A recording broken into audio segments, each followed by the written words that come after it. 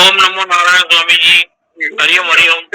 नारायण नारायण। जय श्री कृष्ण महाराज जी, दंडवत प्रणाम। ओम नमो नारायण। जय श्री कृष्ण। ओम नमो नारायण स्वामी जी। ओम चरणों में नमो नारायण। ओम नमो नारायण।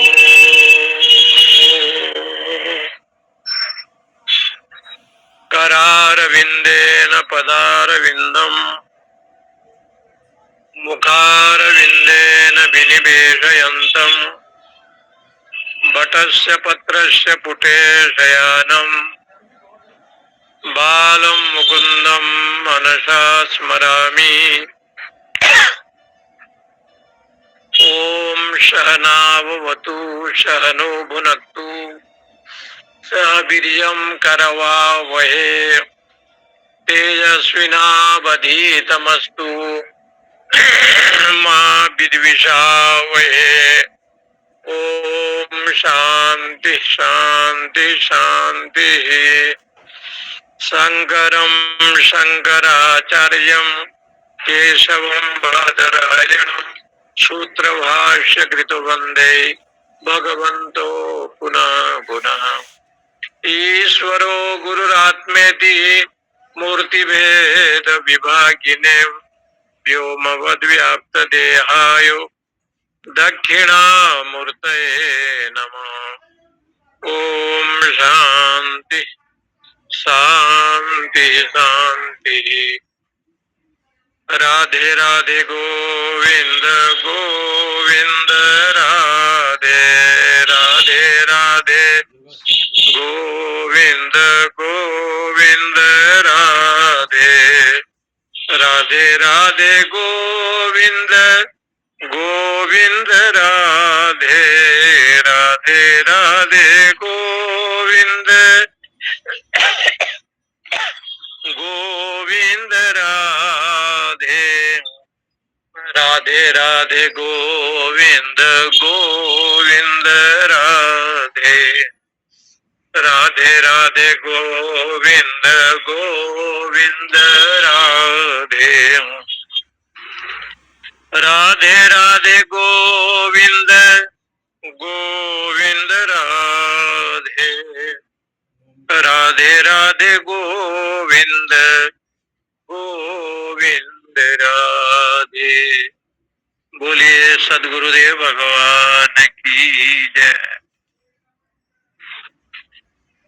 यच्छेद वांग मनसी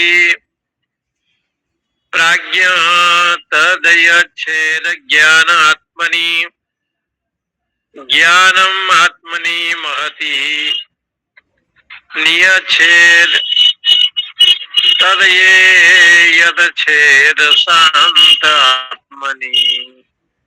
ओम शांति शांति शांति। कठोपनिषद के तीसरे बल्ली के ये 13वां मंत्र है, जहां पर ये विचार पहले मंत्र में किया गया कि उस परम ब्रह्म परमात्मा का दर्शन साधक करना चाहता है, भक्त करना चाहता है। उस परमेश्वर का साक्षात्कार करने का जो लक्ष्य है वो साक्षात्कार करना चाहता है। कहा कि साक्षात्कार करना यदि चाहता है तो ये सर्वेषु भूतेषु, वो तो संपूर्ण भूत प्राणी में विराजमान है, परंतु गुण हृदय रूपी गुफा में छिपा हुआ है। कहीं नहीं है, हृदय में ही विराजमान है। तो कहा कि हृदय में विराजमान है, लेकिन दिखाई क्यों नहीं पड़ता? दिखाई पड़ना चाहिए। तो कहा आत्मा न प्रकाशते, आत्मा का दर्शन जो ब्रह्म तत्व सर्वव्यापक है, उसका दर्शन हृदय में हो पाता है।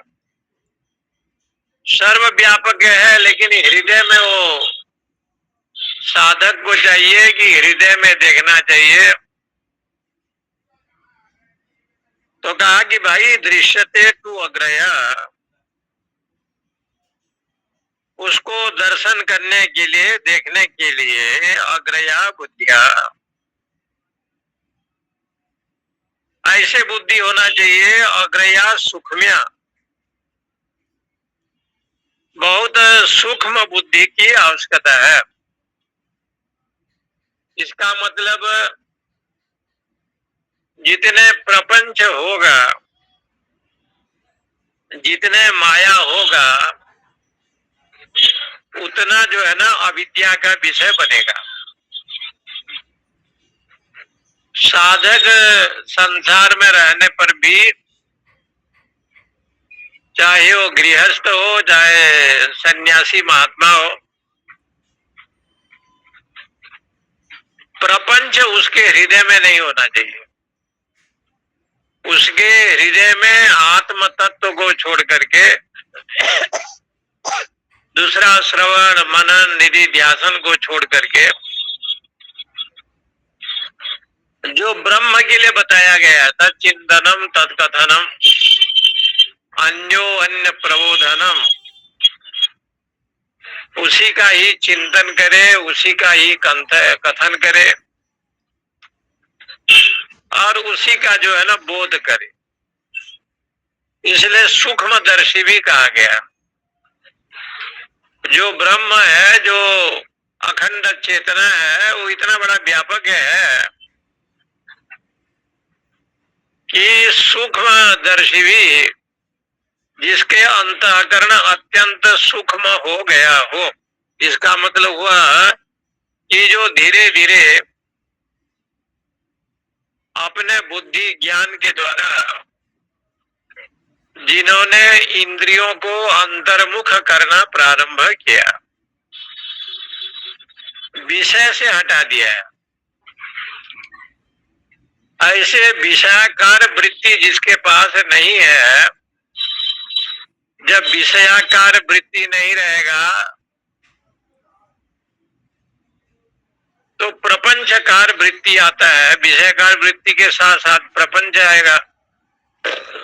जो गीता में भगवान ने कहा है, शनै शनैर ऊपर मेदो बुद्धिया धृति गृहीतया आत्म संस्थ मन कृत्वा न किंचित अपि चिंतये।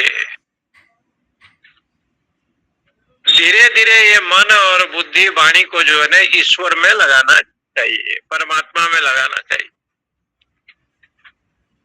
और उसको लगाना पड़ता है क्योंकि इंद्रियां बहिर्मुखी है ना, इसलिए भगवत चरणारविंद में हमेशा लगाना पड़ता है। चाहे व्रत के द्वारा, दान के द्वारा, चाहे स्वाध्याय के द्वारा, सत्संग के द्वारा। इसलिए भक्ति तो एक है, लेकिन भक्ति का विभाग 9 प्रकार के किया है। श्रवणम कीर्तनम विष्णु स्मरणम पाद सेवनम अर्चनम बंदनम दास्य सख्य आत्म निवेदनम। ये 9 प्रकार के भक्ति का वर्णन शास्त्रों में इसलिए किया कि साधक का मन उनके इष्ट देव में लगा रहे, किसी न किसी रूप में लगा रहे। पंचदशी कार ने एक उदाहरण दिया है कि माता जो है उसके घर में 6 महीना का एक बालक हो गया है, लेकिन उस बहू को जो है भोजन भी बनाना है, रोटी भी बनाना है, साग सब्जी भी काटनी है, घर का काम भी देखना है।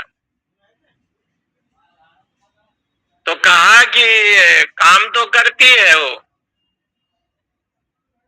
लेकिन उसका मन जो है उस बालक के प्रति हमेशा जो है उसका मन लगा रहता है। इसी प्रकार से पर व्यसननी नारी एक उदाहरण और है कि जो नारी का मन पर पुरुष के पास रमण करता है, पर व्यसननी नारी, लेकिन वो घर का भी काम करती है, लेकिन मन उसका जो है उस पुरुष के पास ही रहता है। पिंगला नाम के वेश्या का मन एक धनी पुरुष के साथ रहा और उस धनाढ्य व्यक्ति को उसने बहुत प्रतीक्षा की, रात भर जगी, लेकिन कुछ कारणवश वो जब नहीं आया तो पिंगला श्रृंगार करती रही, शरीर को सजाती रही, रात भर जागती रही। तो उसने सोचा कि पुरुष तो है नहीं, तो उनके मन में वैराग्य आ गया, मुझे धिक्कार है, ये नश्वर देह, मलमूत्र शरीर, इदम शरीरम कृमिजाल संकुलम, ऐसा शरीर भगवान ने दिया है जो मनुष्य जीवन है, दुर्लभ है, और दुर्लभ जीवन में भगवान की भक्ति को छोड़ करके संसार के प्रपंच में उलझ रहना, इसी में ही 100 वर्षों को गवा देना, ये अपने आप में बहुत दुख की बात है। तो कहते हैं उसको वैराग्य हो गया। सताम प्रसंगान मम बीर्ज संविदो भवन्ति हृत कर्ण रसायन कथा। बोले संतों के चरणों में जाने से, संत के पास आप यदि जाएंगे तो संत भगवंत कथा ही कहेगा, भगवंत कथा का ही श्रवण कराएगा। इसलिए उन्होंने कहा कि संत विशुद्ध मिलहि परिते ही, चितवहि राम कृपा करी जैसी। विशुद्ध महापुरुष का दर्शन प्रभु की कृपा से ही संभव है, अथवा अपना पुण्य पुंज के पुण्य स्वभाव के द्वारा ही संभव है। इसलिए उसके मन में वैराग्य हो गया। अब वैराग्य होने के कारण उनने जो विषयाकार वृत्ति था, मन था, वो हट गया। दत्तात्रेय अवधूत ने 24 गुरु में एक गुरु पिंगला वैश्या को बताया। उसने कहा कि ये मेरे गुरु है। वैश्या पतिव्रता नहीं होते, वैश्या का एक पति नहीं होता, वैश्या का मन चंचल होता है, इसलिए लोग उसको वैश्या कहते हैं। और जहां चंचल मन हो, जहां लक्ष्य न हो, लेकिन ये पिंगला क्या है तो शास्त्रों में आया, सुषुम्ना, इंगला और पिंगला, 3 नाड़ी है शरीर में। ये जो मन है इसको वैश्यावृत्ति जैसे नहीं बनाना चाहिए। मन को किसने दिया? भगवान ने। और परमात्मा की अनुग्रह से शरीर मिला, मन मिला। मन कहाँ चला गया? केवल अधर्म में चला गया, राग द्वेष में चला गया, लोभ मोह में चला गया। ऐसे वृत्ति होना चाहिए जो पुरुष वृत्ति होना चाहिए। इसलिए भागवत जी में पिंगला की कथा जो है ना, बड़े अद्भुत भाव से लिखा गया कि हमारा जो वृत्ति है ना, वो एक प्रकार से वैश्या नहीं होना चाहिए। माने इधर उधर जो भटकते हैं लोग, वो न हो करके एकमात्र लक्ष्य परमात्मा है, सदगुरु के चरणों में जावे, सत्संग श्रवण करे, तो उसका मन जो है ना, उसका जो वृत्ति है ना, वो प्रपंच नहीं होगा। इसलिए यहाँ पर कहते हैं इस वृत्ति का अभाव हो, ना हम प्रकाश सर्वस्य योग माया समावृत। शंकराचार्य भगवान ने लिखा, नूनम परस्य एव माया मोहमान सर्वो लोके बभ्रमी रीति। क्योंकि ये प्रकाश इसलिए उसके पास नहीं है कि वो माया से भ्रमित हो गया है। ना हम प्रकाश सर्वस्य योग माया समावृत। गीता जी के 7वां अध्याय 25वां श्लोक है कि ब्रह्म सर्व व्यापक होने पर भी प्रकाशित नहीं हो रहा है। बोले क्यों नहीं हो रहा है? तो भाष्यकार ने लिखा, असंस्कृत बुद्धि, ऐसे बुद्धि है असंस्कृत, संस्कार युक्त नहीं है। गुरु गोविंद के चरणों में भाव नहीं है, अथवा सत्संग स्वाध्याय में रुचि नहीं है। तो असंस्कार वृत्ति वाला जब होगा तो उसका मन प्रपंच में जाएगा, चंचल में जाएगा। असंस्कार मन से वो युक्त है, असंस्कार। इसलिए कभी कभी उदाहरण दिया गया है कि असंस्कार व्यक्ति का कब होता है? नास्ति बुद्धिर अयुक्तस्य नाच अयुक्तस्य भावना। भगवान गीता में कहते हैं, जिसका बुद्धि विवेक पूर्ण नहीं है, शास्त्रीय जीवन नहीं है, ऐसे व्यक्ति को शांति प्राप्त नहीं होता, शांति की अनुभूति नहीं होती। इसलिए यहाँ पर इस मंत्र का इतना ही यहाँ विशेषण है कि असंस्कृत बुद्धि इव अविज्ञत्वात् न प्रकाशते दृश्यते तो संस्कृतया अग्रया। संस्कृत बुद्धि के द्वारा परमात्मा का दर्शन शास्त्रों में वर्णित कहा गया है। इसलिए जब गरुड़ जी को मोह हो गया और शंकर जी ने भुजुंडी के पास भेजा और भगवान की कथा कहते कहते जब नागपाश की कथा का वर्णन आया और नागपाश से बंधे राम और लखन को छुड़ाने के लिए गरुड़ जी पहुंचे और नागों ने गरुड़ को देखा, सब आकुल व्याकुल हो गए। गरुड़ ने सारे नागों को खा डाला, मार डाला और गरुड़ के मन में मोह उत्पन्न हो गया। कथा कहने वाले काग भुसुंडी जी श्रोता के रूप में गरुड़ जी भी बैठे हुए, जो गरुड़ नागपाश के बंधन से राम लखन को छुड़ाया था। मन में संशय हो गया। भुसुंडी जी ने कहा कि गरुड़, मैं जानता हूं कि आप वहीं गए थे, लेकिन सुनो, बहुकाल करिय सत्संगा तब होई नाथ दृढ़ मोह भंगा। बहुत काल तक सत्संग करना चाहिए। बोले कितने काल तक? तो कहा जब तक शरीर में प्राण है तब तक जो है सत्संग को छोड़ना नहीं चाहिए।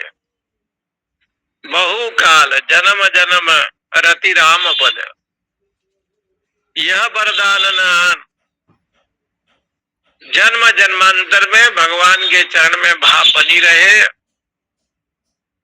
इसी को कहते हैं संस्कार युक्त बुद्धि। जैसे लोग यज्ञ करते हैं, पुरोडास बनाते हैं, चावल को हल्दी में देते हैं, मूंग को दे करके अंकुरित करते हैं, सरसों को भी पानी के द्वारा अंकुरित करते हैं, गेहूं को भी करते हैं, और यज्ञ में देने के लिए पुरोडास जैसे बनाया जाता है, उसको कहते हैं संस्कारवान। ये जो संस्कार है, ये किसकी संस्कार करना है? तो लोग कहते हैं कि अंतःकरण, मतलब अंतःकरण का मतलब ये है कि हमारे मन बुद्धि जो विषयाकार वृत्ति बन गया है, उसको आप आध्यात्मिक वृत्ति बनावे, आध्यात्मिक ज्ञान से संचित करें, अध्यात्म धन के धनी बने। इसी को यहाँ पर कहते हैं सूक्ष्मया सूक्ष्मदर्शी भी। सूक्ष्म शब्द का एक अर्थ और बताया है कि ब्रह्म चिंतन करता है, श्रवण करता है, मनन करता है, निधि ध्यासन करता है, तो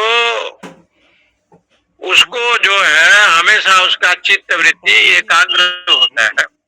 पानी नदियों में, इसलिए इस मंत्र में कहा गया यच्छेद भांग मनसी प्राज्ञा बड़े बड़े डैमों से छोड़ दिया पानी। तद यच्छेद ज्ञान आत्मनि, तरावट नहीं हुई है। ज्ञानम आत्मनि महति नियच्छेद तद छेद शांत आत्मनि प्राज्ञा यच्छेद भांग मनसी। प्राज्ञ कहते हैं विवेकी पुरुष, साल पूरी खत्म। जो बुद्धिमान लोग हैं वो क्या करते हैं? यच्छेद भांग मनसी, क्या रह गया खाना खाते में? 15 दिन रह गए। कहते हैं वाणी मन को तो संयमित करते हैं, वाणी को भी संयमित करते हैं और मन को भी संयमित करते हैं। इसकी नहीं आ रही सामने। ऐसे क्यों कहा गया कि वाणी एक इंद्रिय है, वाक। ये जो वाक नाम की इंद्रियां है, वाणी वच परिभाषण है, धातु का रूप है, वच परिभाषण है। इससे जो है ना ये वाक शब्द बनता है, उसका अर्थ होता है भक्ति इति वाक। जो बोलता है उसको वाक कहते हैं, वाणी कहते हैं। आप जब बोलते हैं वो शास्त्रीय वाणी का प्रयोग करते हैं, सदाचार वाणी का प्रयोग करते हैं। बोले वाणी कैसे होना चाहिए? तो कहा वाणी 4 प्रकार के होना चाहिए, सारम सुष्टम मितम मधु। ये वाणी का लक्षण बताया। वाणी जो भी शब्द का प्रयोग करते हैं सार होना चाहिए, अनर्गल भाषण नहीं होना चाहिए। सारम सुष्टु, सुनने में मन प्रसन्न हो जाए ऐसे वाणी बोलना चाहिए। सारम सुष्टु मितम, बहुत कम बोलना चाहिए। बहुत जो है ज्यादा लंबा चौड़ा व्याख्यान दे रहा है और लक्ष्य क्या है पता नहीं। सारम सुष्टम मितम। और एक शब्द आता है मधु। मधुमय वाणी बोलना चाहिए, कर्कश वाणी नहीं बोलना। सत्यम ब्रूयात प्रियम ब्रूयात न ब्रूयाच अप्रियम। मनुस्मृति में कहा गया सत्य बोले लेकिन प्रिय बोले, कोई चीज लिमिट में होती है तो, और प्रिय बोलते बोलते असत्य कड़वा ये न बोले। इसलिए हमेशा कहा गया सत्यम ब्रूयात प्रियम ब्रूयात। इसलिए वाणी जो इंद्रिय है, बोले वाणी के विषय में यहाँ क्यों कहा गया है? आपके पास 4 वाणी है, 4। परावाणी है, पश्यंती है, मध्यमा है, वैखरी है। वाणी 4 प्रकार के है। और ये जो वाणी है जो मुख में होता है, वैसी जो पीढ़ी आ रही है पुरानी पीढ़ी यदि कर्कश वाणी का प्रयोग होगा तो चित्त में विक्षेप हो जाता है, कितनी कट रही है? कड़वापन होगा तो चित्त में विक्षेप हो जाएगा। कितनी कट रही है? जलन लगी रहती है। इसलिए वो कहते हैं अपना जो वाणी रूपी इंद्रिय है, हमारी पत्थर करने वाली मुझे जो सबसे ज्यादा प्रपंच की ओर जाता है, उस वाणी को मन में निग्रह करे। 8:30 बजे दुकान बढ़ाई यानी मन और वाणी को मिला करके दोनों चलती रहती थी सुबह से रात तक। बंद केवल परमात्मा का चिंतन में ही ये दोनों का प्रयोग हो। मोबाइल ने पकड़ लिया। इसलिए कहते हैं वाणी जो है ना मन में प्रवेश करावे। मन में जितने भी संकल्प विकल्प जो भी आता है और आशा अपने वाणी के द्वारा, परावाणी, पश्चंती वाणी, मध्यमा, वैखरी। पीतल के, तांबे के, सोने के नहीं। इसलिए वेदांत में हमेशा इस बात को सिद्ध करते हैं, वाणी गुणानुकथने फूल मार का एक आइटम आया श्रवणो कथायाम। 83 का फूल मार हमारा वाणी तुम्हारे नाम जप करने में, भजन करने में देखने में ऐसा लग रहा है कि लगा रहे हैं। नहीं पाओगे कि मतलब रियल है ऐसे वाणी, बहुत सफाई का। बहुत सफाई इसलिए उसको कहते हैं परावाणी। जो ब्रह्म संबंधी वाणी हो, भजन मुझे नहीं शास्त्र का चिंतन हो। न अनुध्यायेत बहुशास्त्रान वाचो विगलापनम हितत्। ऐसे एक आता है श्लोक मैंने इस पे भेजा यशवानी कि उस ब्रह्म को छोड़ करके अनेक अनात्म ग्रंथों को न पढ़े। तंत्र विद्या हो गया, मंत्र विद्या हो गया। जो पैर में हम पहले साधु बने थे तो एक अच्छे कल फोटो आया फेसबुक व्यक्ति ने, अंदर चांदी भर रही है हाँ। फोटो पे डाल। रावण जो माया जाल करता था, उसका एक बहुत बड़ा ग्रंथ है किसी को चोट नहीं लग जाए इसे डाल। इंद्रजाल। बता बिस्कुट साला इंद्रजाल नाम की एक बड़ा ग्रंथ है, पुस्तक है। वो आइसक्रीम चलती थी पहले मैंगो की। तो एक पढ़ा रहे थे कि ये तंत्र विद्या सीखो, इंद्रजाल। उस तरह ही हो रहा है। कागज को पैसा बना देना, किसी जादूगर जो है दिखा रहा है उसको अंतर ध्यान कर देना। वो इंद्रजाल नाम की जो पुस्तक है, वो बहुत बड़ा पुस्तक है। उसमें विभिन्न प्रकार से मंत्र की साधना बताया है। हमने उसको कहा कि हम लोग तो इतना जानते हैं, ज्यादा से ज्यादा हम लोग को मंत्र आता है तो तत्पुरुषाय विद्महे महादेवाय धीमहि तन्नो रुद्र प्रचोदयात्, या ऐं ह्रीं क्लीं चामुंडाय विचे, यही सब मंत्र जानते हैं। लेकिन रावण ने जिस इंद्रजाल को बनाया और उसमें केवल तंत्र विद्या का विषय है, इसलिए वो तंत्र विद्या का आप जब देखेंगे तो आपके मन में आएगा कि क्या अद्भुत है ये। क्योंकि असुर के पास जो संपत्ति था वो भी बड़े बड़े विद्वान हुए, उसमें कई ऐसे असुर हुए जो तपस्वी भी रहे और विद्वान भी रहे। उस असुरों में रावण का नाम पहले आता है। माया जाल के धनी यदि कोई था तो रावण था, क्योंकि इनके जो गुरु शुक्राचार्य हुए वो कई तमोगुण विद्या से निपुण रहे। वो हमेशा दैत्यों का हित चाहते थे, इसलिए पंचदशी में कहा कि ऐसे विद्या जो विद्या मति भ्रम करे उस विद्या को न पढ़े। तो बोले कैसे विद्या को पढ़े? या सा विद्या विमुक्त है, टाइट हो गया वो। जो विद्या मोक्ष प्रदान करती है, जो आत्मज्ञान प्रदान करती है, ऐसे विद्या को ग्रहण करे। ना अनुध्यायान बहुन शब्दान 80 वाचो विगलापनम हितत् बढ़ाते नहीं थे। तमेवेक बीजानथ बंदा बनता है। अन्य वाचो विमुंचत। पंचदशी में है ये। उसने कहा कि बहुत शब्द को जो है ना आप श्रवण मत करो। एक बहुत बड़ा विद्वान था, वो प्रवचन करता था और प्रवचन करते करते राम जी को, कृष्ण को, अनेक ग्रंथों को खंडन कर देता था, परपक्ष को मंडन करता था और स्वमत को खंडन करता था।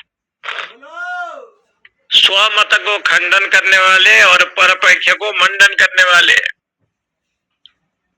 मंडन मिश्र जी तो विद्वान करता था, और राम कृष्ण शिव देवी गणेश सबको जो है खंडन करता था। प्रवचन के बाद लोग उनको मिलने के लिए आते थे, बहुत भीड़ होती थी। एक दिन एक सज्जन ने पूछा कि भगवान, आप इतना बड़े मनीषी हैं, बुद्धिमान हैं, आप सबको खंडन करके मंडन करते हैं, दोनों मिला दी। आप में कौन सी शक्ति है? तो उस विद्वान ने कहा कि मेरे में कोई शक्ति नहीं है, ऊपर वाले की कृपा है, ऊपर वाले की कृपा से मैं बोलता हूँ। ऊपर वाला तो एकमात्र भगवान है। तो उसने कहा कि हम तो शब्द को लेकर के नास्तिक हैं, वास्तविक में संसार में कोई नास्तिक होता ही नहीं है। किसी न किसी रूप में भगवान को सब लोग मानते हैं। कोई देवी के रूप में मानता है, कोई ईश्वर के रूप में मानता है, कोई ब्रह्म के रूप में मानता है, सब लोग मानते हैं। और सब लोग जब मानते हैं तो सब तो आस्तिक हैं। आस्तिक और नास्तिक के भेद को लेकर के ये जो वाद विवाद है, तर्क विवाद है, ये वाणी का विषय है। इसलिए ये कहते हैं जो वाणी का विषय है ना, वो वाणी को आप क्या करेंगे? यह छेद वांग मनसी प्रज्ञा, वाणी को जो है ना सीधे मन में ले लो। और मन कहाँ जाएगा? तो विद्वान लोग क्या करते हैं, मन में कहते हैं कि यह छेद ज्ञान आत्मनि, उस मन को ज्ञान में ही संबंध बनावे, बुद्धि में संबंध बनावे, ज्ञान में संबंध बनाए। ज्ञानम आत्मनि महति, और जो बुद्धि रूपी ज्ञान है उसको कहाँ ले ले? महति नियच्छेदो, महतत्व में लीन करे। यह शांत आत्मनि, और महतत्व जो हिरण्यगर्भ इत्यादि है, वहां पर जो बहिर्मुखी है वो प्रपंच है, अंतर्मुखी जो है वो लक्ष्य है। उस सभी का लक्ष्य क्या है? यथा नदीनाम बहवो वेगा समुद्र में वाविमुखा द्रवंती तथा तवामी नरलोक वीरा। जितने भी जा रहे हैं नदियां समुद्र में जा रही है, इसलिए योगेश्वर जितने भी लोग जा रहे हैं आपके मुख में जा रहे हैं। लेली हसे ग्रसमान समंदात, सब तो आपके मुखमंडल में जा रहे हैं। इसलिए आप क्या है? अर्जुन ने कहा कि इस विषय को तो मैं नहीं जानता, अजानता महिमानम तवेदम, मैं आपके महिमा को नहीं जानता। तो बोले मेरी महिमा को क्यों नहीं जानता? तो बोले मेरे में प्रमाद है। प्रमाद से युक्त जब जीव होता है ना, तो ईश्वर को लक्ष्य नहीं करता, हो अपने साधना को अग्रसर नहीं करता, क्योंकि प्रमाद है। ब्रह्म मुहूर्त में उठना चाहिए, नहीं उठेगा। ब्रह्म मुहूर्त बुद्धि धर्मार्थ अनुचिंत है, गुरु के शरण में जाना चाहिए, लेकिन वो नहीं जाएगा। इसलिए हमारे जीवन में प्रमाद, स्वाध्याय प्रवचनाभ्याम मां प्रमदितव्यम, ऐसे कहा। मया प्रमादेत प्रणयेन बाबापी, प्रमाद को मैं अग्रसर किया और लक्ष्य को मैं दूर कर दिया, इसलिए अजानता। तुम्हारा जो विराट स्वरूप है अखिल ब्रह्मांड में, उसको मैं जान नहीं पाया, इसलिए मेरे जीवन में ये सब प्रमाद है। तो यहाँ पर उपनिषद में भी ये कह रहे हैं कि जितने भी महतत्व इत्यादि हैं वो जा करके ब्रह्म में समाविष्ट करे। नियच्छेद, नियच्छेद का मतलब हो गया कि आप ही ब्रह्म, आप ही अग्नि, तदेव सूर्य, तदेव चंद्रमा, आप सब कुछ है, आपको छोड़ करके कुछ नहीं है।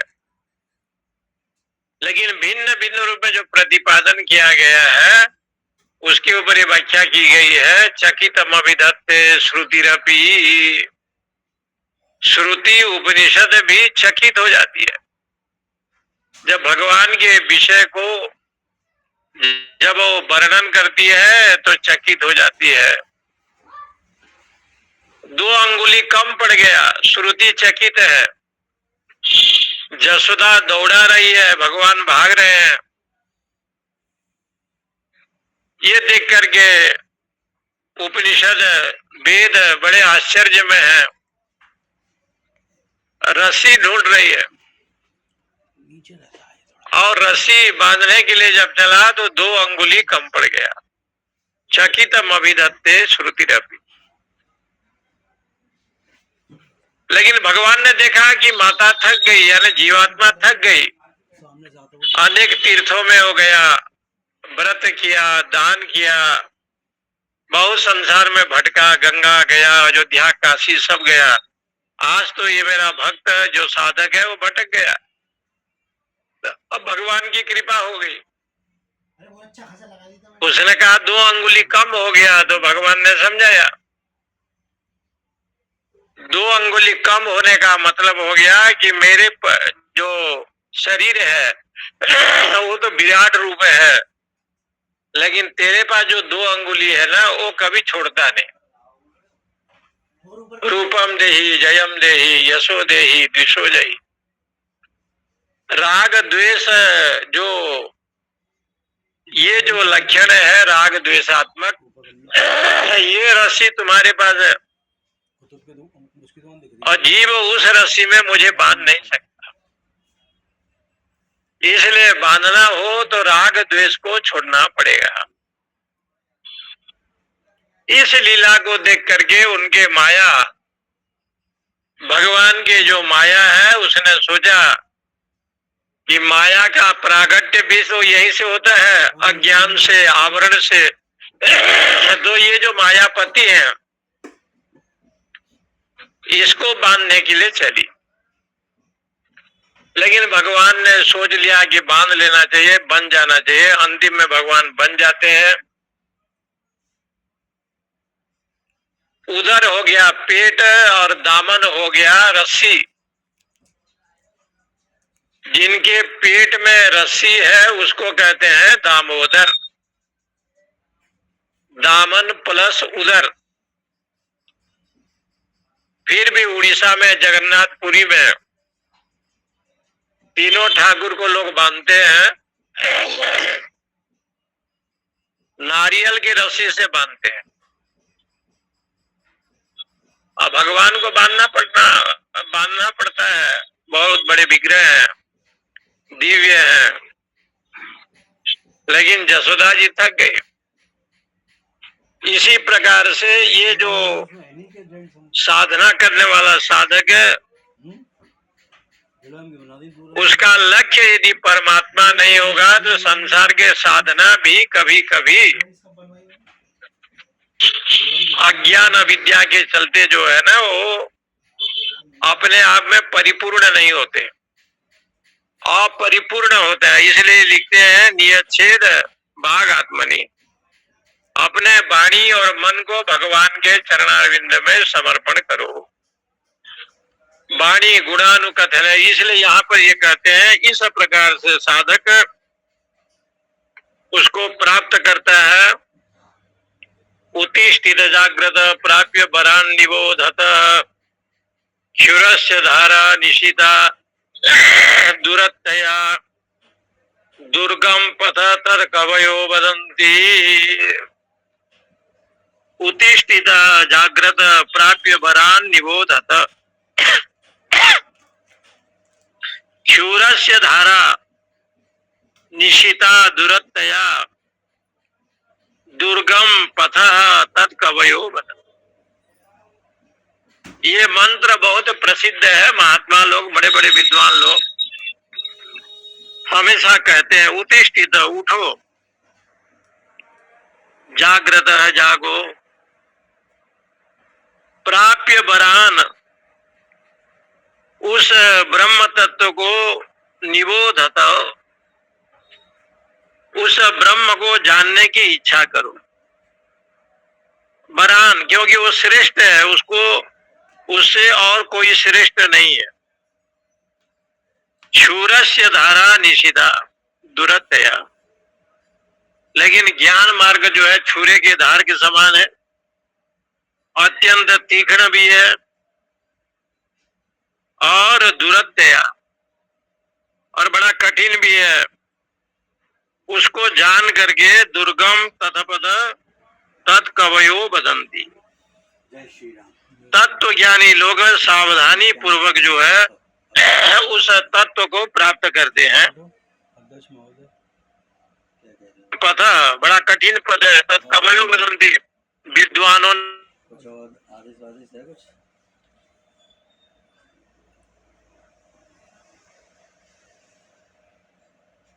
भेंट से कटेंगे दिन रात। तो उठता है, लोगों ने उसको उठा दिया कि उठो, चाय का समय हो गया या नाश्ता का समय हो गया। उठा, सुशीला काटेगा। आंख को मल करके उठ तो गया, बैठा भी, सोचा कि और थोड़ा लेट जावे, फिर लेट गया। उसको उठाए घर वाले, लेकिन उठा तो सही, समय तो भाग जाते हो और वैसे दिखाई देते, लेकिन फिर सो गया। तो भाई अध्यक्ष की उठावनी तक में नहीं गए तो घर वालों ने कहा कि भाई चाय पानी का समय है, कम से कम नाश्ता वास्ता करो, जगो, तुम जगते क्यों नहीं हो? नहीं चलेगा भी कहते भाई। तो वेदांत में ये दोनों शब्द का प्रयोग बड़ा अद्भुत भाव से है। उत्तिष्ठित, कह भी नहीं पाए। उत्तिष्ठित में जो तिष्ठ शब्द आया है, हम कहते हैं फजल कह रहा था और मैं इसको ले जाना। इष्टा गति निवृतो, ये धातु है व्याकरण में। इष्टा गति निवृतो, गति की निवृत्ति हो जाए उसको बोलते हैं। इष्टा धातु का ये लक्षण है। हमारे जो गति है प्रपंच में, उसका निवृत्ति हो जाए, उत उपसर्ग है, इष्टा गति धातु है, अंत प्रत्यय है, शब्द बना उत्तिष्ठित। उसका सीधे सीधे अर्थ है कि उठो। मुझे यही ध्यान नहीं था कि मंगलवार है, काशी है। जब वो उठ गया तो फिर जागृत कहने की जरूरत क्या है? बाजार बंद रहता है, खामा खामा निकल गया है। कभी कोई सत्संग श्रवण नहीं किया है, सुना, उसके बाद रोता पूरा क्षेत्र। और धीरे धीरे उसने गया तो केवल इनकी खुशी। लहसुन प्याज इत्यादि रजोगुणी वृत्ति को छोड़ा और सत्व गुणी को अपनाया, लेकिन उठाओ। आधा घंटा 1 घंटा सत्संग में भी आने लग गया, उठ गया। लेकिन कभी कभी मन में आया कि क्या ये सब करना चाहिए, प्रमाद आ गया, और जब प्रमाद आ गया तो फिर सो गया। इसलिए वो जगा नहीं। इसलिए वेदांत में दोनों विभाग किया। उत्तिष्ठित, उत्तिष्ठित में इष्टागति निवृत्तो धातु का रूप है उत्तिष्ठित, और जागृत में जागरी दीप्तो धातु है, जागरी दीप्तो। उसमें सत्री प्रत्यय करके जागृत शब्द बनाया है, जागरी दीप्तो धातु से। उसका अर्थ हो गया जागो। जागो का मतलब हो गया प्रमाद रहित हो जाओ, प्रमाद से रहित हो जाओ। क्योंकि हमें अनुभव है, हम बनारस में रहते हैं, काशी जी में, और आप सभी को अनुभव है कि रात के 12-1 बजे तक, 10 बजे तक नींद नहीं आती, लेकिन भोर 4 बजे जब उठने का समय होता है तो निद्रा आती। ये सभी को होता है। विश्वनाथ दर्शन करना है, गंगा जी में स्नान करना है, सुन लो क्या कह रहे हैं। तो 3:30 बजे से नींद आने लगेगी और उस समय अच्छा नींद आ जाती है सूर्योदय के पहले पहले तक। लेकिन साधक के जीवन में क्या होता है कि ब्रह्म मुहूर्त में उठना चाहिए, क्योंकि वो प्रमाद आ जाता है। इसलिए शंकराचार्य भगवान ने कहा अनादि अविद्या प्रसुप्ता उत्तिष्ठत। यहाँ देखो भाष्य में आया, तो जो अविद्या है अनादि काल से, आप उसमें उठ जाओ। अविद्या के चलते, अज्ञान के चलते 84 लाख सहस्त्र योनि में ये जीव घूमता है और घूमते घूमते जो है वो परिभ्रमण करता है। तो शास्त्र कहता है कब तक आप घूमेंगे, कब तक परिभ्रमण करेंगे? ये परिभ्रमण कराने वाला दूसरा कोई नहीं है, ये अविद्या है। ये अविद्या अनादि है, न सत है न असत है, इसको कहते हैं अनादि। उसको दूसरे भाषा में अनिर्वाच्य विद्या द्वितीय सजीवस्य प्रभवतो। ब्रह्म सूत्र में एक ग्रंथ है भामती टीका, चतुसूत्री ब्रह्म सूत्र के ऊपर भगवान शंकराचार्य ने जहाँ भाष्य लिखा, वहाँ दक्षिण भारत के महान पंडित वाचस्पति मिश्रा, उनके घर वालों ने विवाह करने का प्रोग्राम बनाया। विवाह हो रहा था और पंडित लोग वेद मंत्र पढ़ करके पानी ग्रहण करा रहे थे, लेकिन वाचस्पति उस समय भी ग्रंथ लिख रहे थे। ग्रंथ के इतने प्रेमी थे कि ग्रंथ लिख रहे थे। ग्रंथ लिखते लिखते उन्होंने कई ग्रंथ लिखा। उनके विवाह का जो दिन हो गया था 32 साल हो गया था। पत्नी भी परम विदुषी और वाचस्पति मिश्र तो परम विद्वान थे। सारे दर्शन के ऊपर उन्होंने ग्रंथ लिखा है।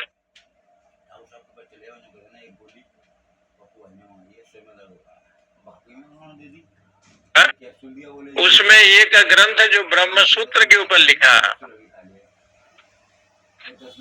और ब्रह्म सूत्र के ऊपर जब उसने ना मंगलाचरण किया, वो मंगलाचरण वाचस्पति मिश्रा पंडित जी ने किया। पत्नी ने जब देखा कि मेरे पति परम विरक्त है,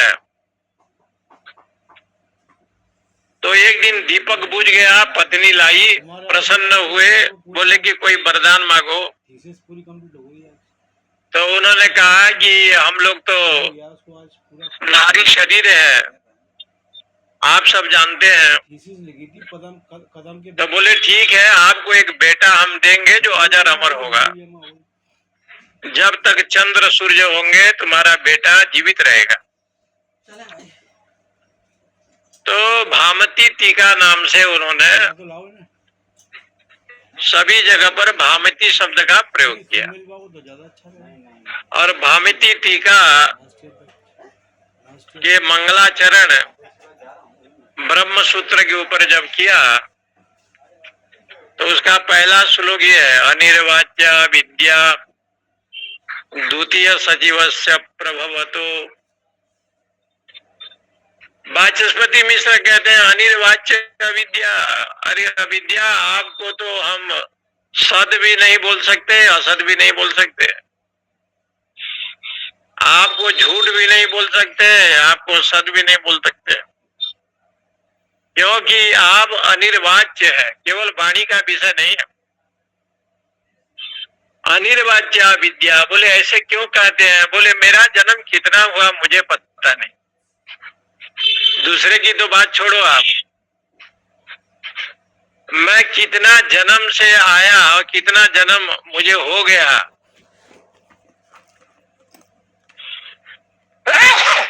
स्वयं मुझे ज्ञान नहीं है, स्वयं मुझे पता नहीं है।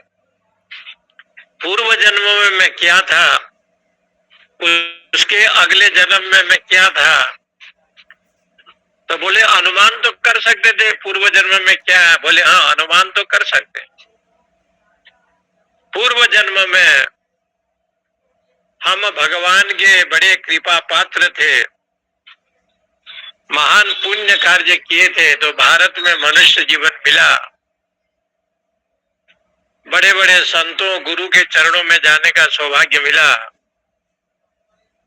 और सत्संग स्वाध्याय सुनने का सुअवसर मिला। ये सिद्ध होता है कि हम पूर्व जन्म में बहुत बड़े महाजन थे अथवा तपस्वी थे। लेकिन पूर्व जन्म में क्या थे, ये कोई सिद्ध नहीं कर पाया। ये कोई सिद्ध नहीं कर पाया। उसको तो कोई बिरले एक लाखों करोड़ों में कोई था जो पूर्व जन्म का विषय जिनको ज्ञान हुआ होगा। जैसे जड़ भरत को ज्ञान था। भरत जी जो है आप तो काम थे, इसलिए भरत जी ने कहा कि पूर्व जन्म में मैं भरत था, इस समय मृग बन करके मैं आया हूं। तो कभी कभी पूर्व जन्म की जो विषय ये सिद्ध होता है महापुरुषों के। इसलिए यहाँ पर आगरा के आगे एक जगह है नरवरपुर, बुलंदशहर इत्यादि। करपात्री महाराज जी वहां जाकर के नरवरपुर विद्यालय में पढ़ते थे, सारा पढ़ाई वहां किया। और सबकी इच्छा रहती कि गरम गरम फुल्का मिले तो खावे। एक दिन अपने भाभी जी उनके रोटी बना रही थी, बहुत सुंदर था, गरम गरम फुल्का रहे और बड़ा अच्छा लग रहा था, तो इनको भोजन दिया। खाने का आदत तो होता है, ब्राह्मण मिष्टान्न प्रियम। जो ब्राह्मण होता है वो मीठा को छोड़ता नहीं है। ब्राह्मण मिष्टान्नम प्रियम। तो उनके देवी जी ने कहा कि आप कमाते नहीं, कुछ करते नहीं, खाने में केवल होशियार। भजन में तो आपको आलस प्रमाद आता है, खाने में होशियारी। ये महाराज जी को बहुत खराब लगा। पूर्व जन्म का संस्कार जग गया और जाकर के यही काशी जी के केदार खंड में जो केदारनाथ हैं, यहाँ निरवरत शिव की अर्चना और राजराजेश्वरी ललिता की अर्चना साधना में इतने प्रबल हुए कि लोगों ने उनको धर्म सम्राट कहा, धर्म सम्राट। तो कभी कभी शास्त्रकारों ने इस बात को कहा है, अनेक जन्म संसिद्ध ततो याति पराम गति। अनेक जन्म जन्मांतर से साधना करते करते ये अविद्या का अभाव अपने आप हो जाता है। ज्ञान रूपी सूर्य जितना उदय होगा, अविद्या रूपी अंधकार उतना ही चला जाएगा, रहेगा नहीं, नाश हो जाएगा। इसलिए गोस्वामी जी ने लिखा है, जानिय जीव ही जग सब जागा, जब सब विषय विलास विरागा। यही जग जामिनी जागहि जोगी, परमारथी प्रपंच वियोगी। जिस समय ये परमार्थ में जाता है, प्रपंच से रहित हो जाता है, जानिय जीव ही सब जग जागा, ये संसार से वो जग जाता है। इसलिए वाचस्पति मिश्रा जी ने कहा, अनिर्वाच्य विद्या, हे अविद्या, तुम्हारी हम प्रशंसा भी नहीं करेंगे, निंदा भी नहीं करेंगे। तुम सत भी नहीं हो, असत भी नहीं हो। अविद्या ने पूछा है कि भाई ऐसे क्यों कहते हो? तो विद्वानों ने अविद्या से पूछा कि तुम कब से जन्म लिए हो? अविद्या ने उत्तर दिया कि मेरा जन्म जब तुम हुए हो ना तब से मैं हूं। बोले हम कब हुए? बोले जब आप संसारी बने तब हम हैं। संसार को जब हृदय में रखा तो अविद्या का जन्म हुआ, और जो संसार को रखेगा वही संसारी होगा। जो संसार को धारण करेगा, राग द्वेष काम क्रोध लोभ देह में है, ये देह को जो सत्य समझेगा, नित्य समझेगा, वही संसारी है। ऐसे जो संसारी होगा तो उसके साथ अविद्या का निवास होगा। इसलिए उन्होंने कहा कि अविद्या अनिर्वाच्य। देखो, इसलिए तुम मन का भी विषय नहीं हो, वाणी का विषय नहीं हो, इंद्रिय का विषय नहीं है। आप कभी विषय थे नहीं, अविद्या के ऊपर ये उठाया।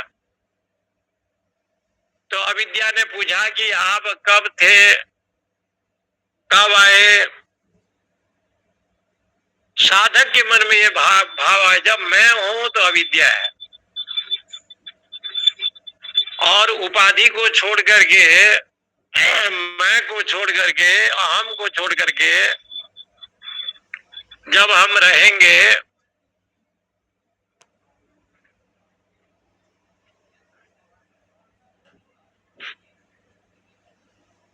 तो अविद्या नहीं रहेगा। जब उपाधि, इसलिए कहते हैं हे अविद्या उत्तिष्ठित जागृत।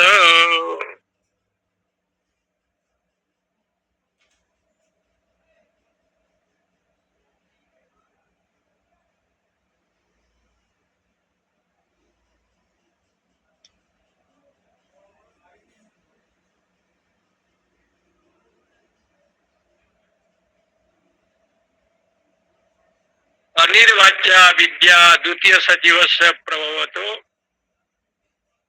भामती टीका में वाचस्पति मिश्र जी ने ब्रह्म सूत्र के मंगलाचरण में ये श्लोक से प्रतिपादन किया।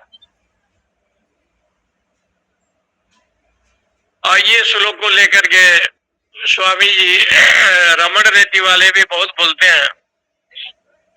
ये वाचस्पति मिश्रा जी का मंगलाचरण है, अनिर्वाच्या विद्या। इसलिए यहाँ पर लिखते हैं कि उत्तिष्ठित, उठो। कहाँ उठे? तो भाष्यकार ने लिखा है अविद्या से उठो। ये जो अविद्या है उससे आप उठे, ऐसे व्याख्या की है। फिर इसकी व्याख्या और है, आपको कल सुनाएंगे।